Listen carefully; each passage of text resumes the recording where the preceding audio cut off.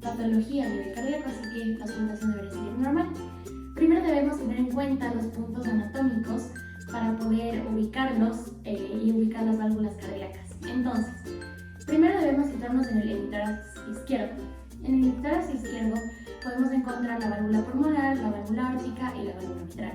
Mientras que en el lado derecho vamos a encontrar la válvula tricúspide. Acercando la campana de nuestro estetoscopio, en el hemitórax izquierdo nos dirigimos hacia el craneal, así que debemos tener en cuenta la articulación del codo.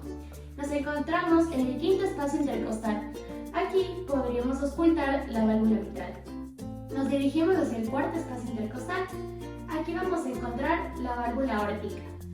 Y si vamos hacia el tercer espacio intercostal, vamos a encontrar la válvula pulmonar. Vamos en el hemitórax derecho.